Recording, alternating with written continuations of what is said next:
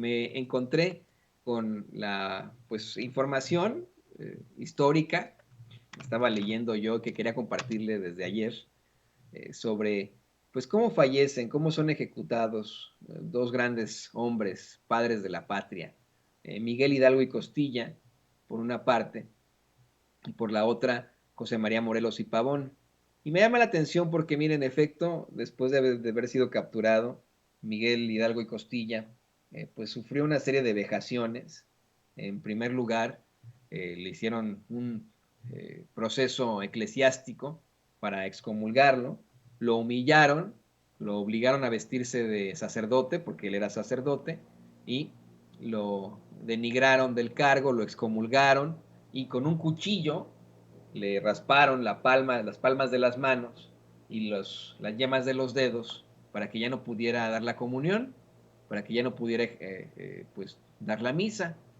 De ahí, bueno, pues lo trasladaron a un calabozo, tuvo después eh, una, otro proceso irregular civil en el que fue declarado traidor, asesino, y en el que fue condenado a muerte. Pero él siempre se mantuvo, eh, pues, siempre valiente, valiente a su, y con toda la congruencia a su causa. Hay eh, pues un texto que publican ahí en México Desconocido, que es de un libro que yo había leído de niño, no me acuerdo el autor, pero de inmediato lo ubiqué, y se lo quiero compartir rápidamente. Es un texto que le digo publican ahí en México Desconocido, la revista México Desconocido, pero que está basado en un libro, yo leí de niño que no me acuerdo el autor, pero ahí le va, dice, eh, déjeme ver si está la parte esta de donde, eh, eh, donde citan este libro, dice, la muerte de Hidalgo ocurrió el 30 de julio de 1811 en Chihuahua, según se cuenta, salió para Aguascalientes y tomó el rumbo para Zacatecas. De Zacatecas, Hidalgo fue por Las Salinas, El Venado, Charcas, Matehuala y El Saltillo. Ahí, Saltillo, Coahuila. Ahí se determinó que los jefes principales, con la mejor tropa y dinero, partiesen para Estados Unidos, ya puestos en camino, los hicieron prisioneros a los realistas el 21 de marzo en las norias del Baján o Acatitla del Baján.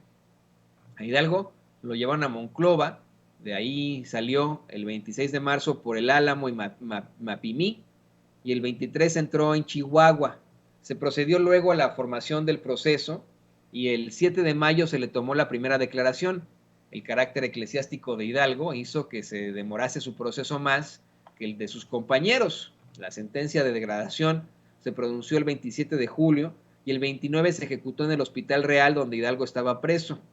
El Consejo de Guerra condenó al reo a ser pasado por las armas, no en un paraje público como sus compañeros, y tirándole al pecho y no a la espalda, por lo que pudo conservar la cabeza. Oyó Hidalgo la sentencia con calma y se dispuso a morir. Su último día se describió así. Esto es lo que yo había leído hace cuando era niño.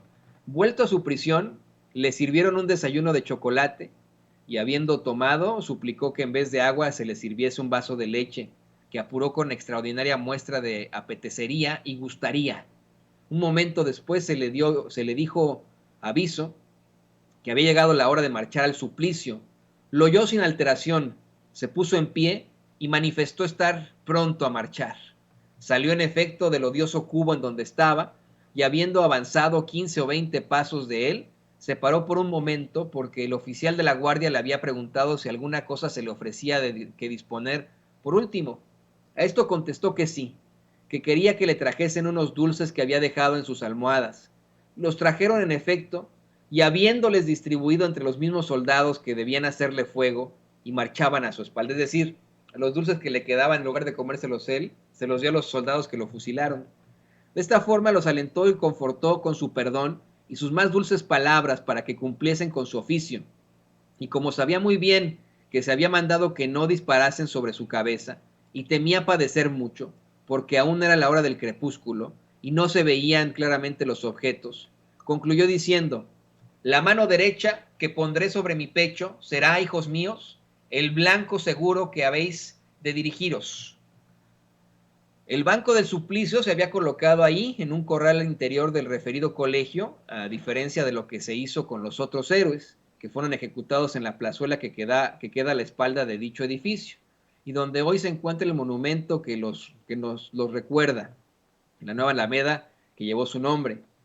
Enterado el hidalgo del sitio al que se dirigía, marchó con paso firme y sereno, y sin permitir que se le vendasen los ojos, rezando con voz fuerte y fervorosa el Salmo Miserere, que es muy hermoso, por cierto. Llegó al cadalso, le besóla con resignación y respeto. No obstante, algún altercado que no le hizo para que se sentase a la espalda vuelta, tomó el asiento de frente, afirmó su mano sobre el corazón. Y es que, mire, le voy a decir eso. Cuando llegó Hidalgo al paredón de fusilamiento, ya le tenían una silla y la pusieron al revés para que le dispararan por la espalda. Pero él discutió con el comandante de ese entonces, o sea, que él no era un traidor, y lo convenció de que le disparara de frente, ¿no? Le dispararan de frente. Dice que se puso la mano por en el corazón, le recordó a los soldados que aquel era el punto donde debían tirar, y un momento después estalló la descarga de 5 fusiles, uno de los cuales traspasó efectivamente la mano derecha sin herir el corazón. El héroe, casi impasible, esforzó su oración, todavía vivo, y sus voces se acallaron al detonar nuevamente esas otras 5 bocas de fusil, cuyas balas, pasando el cuerpo, rompieron las ligaduras que lo ataban al banco, y cayendo el hombre en un lago de sangre, todavía no había muerto. Otros 3 balazos fueron menester para concluir aquella preciosa existencia que hacía más de 50 años que respetaba la muerte. Ese fue el final de Miguel Hidalgo y Costilla, y le quiero también comentar que José María Morelos y Pavón, cuando iba a ser ejecutado, le permitieron escribir una carta ahí en el Estado de México. Usted sabe que fue ejecutado en Ecatepec, en el Estado de México,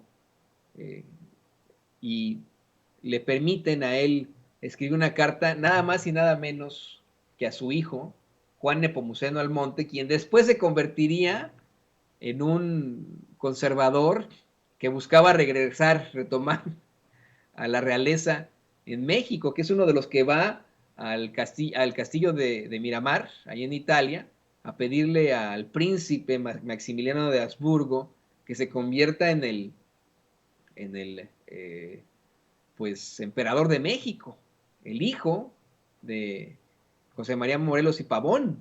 Esto es doloroso, le digo, porque José María Morelos y Pavón fue siempre un hombre intachable, de mucha fuerza, que evitó ese tipo de títulos. Querían siempre llamarle Su Alteza Serenísima. Él decía, no, yo soy su servidor, yo estoy aquí para servirles, yo soy el siervo de la nación. Y así se le consideró. Pero le manda esta carta a Juan Nepomuceno Almonte cuando Juan Nepomuceno Almonte tenía aproximadamente 12 años. Me imagino que pues fue una situación terrible para él. No le pudo poner su apellido porque José María Morelos y Pavón era sacerdote. Y si ya en estos momentos hay mucho conservadurismo y hubiera sido una situación también cuestionable para los estándares de la iglesia, imagínense en aquel entonces, por supuesto que amaba a su hijo, siempre expresó ese profundo amor por su hijo Juan Nepomuceno Almonte, pero no lo pudo reconocer oficialmente ya que él era sacerdote. Y bueno, pues, pero sí lo reconocía como su hijo. Le quiero compartir la carta, la última carta que escribe José María Morelos y Pavón y que le dedica a su retoño, a su hijo, de aproximadamente 12 años, un día antes de que lo ejecutaran allí en Ecatepec. Dice, Tepecuacuilco, noviembre 13 de 1815. Mi querido Juan, tal vez en los momentos que esta escribo, muy distante estarás de mi muerte próxima. El día 5 de este mes, de los muertos, he sido tomado prisionero por los gachupines y marcho para ser juzgado por el Caribe de Calleja. En ese entonces, quiero hacer el paréntesis, Caribe, así se referían a un caníbal.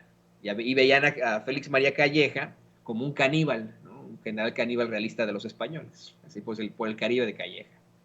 Le puso, morir es nada cuando por la patria se muere, y yo he cumplido como debo con mi conciencia y como americano. Dios salve a mi patria, cuya esperanza va conmigo a la tumba. Sálvate tú y espero seas de los que contribuyas con los que quedan aún a terminar la obra del que el inmortal Hidalgo comenzó.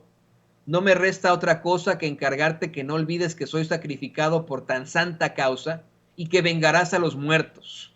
El mismo Carranco te entregará, pues así me lo ofrece, lo que contiene el pequeño inventario, encargándote entregues la navaja y des un abrazo a mi buen amigo don Rafael Valdovinos.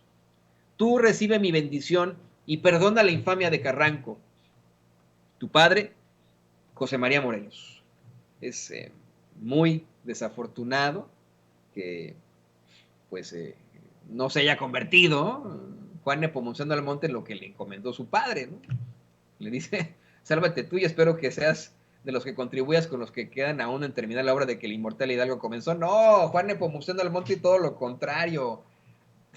Fue de los conservadores más tajantes y terribles que hemos tenido en México. Pero bueno, ahí está la historia.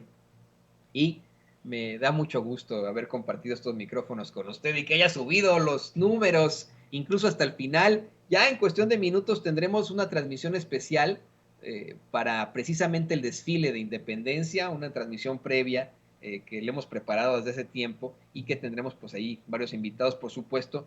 Vicente Serrano estará conectándose con nosotros en unos minutos más. Le agradezco muchísimo que se haya conectado con nosotros, su paciencia, su cariño, su amor y considerarnos su familia.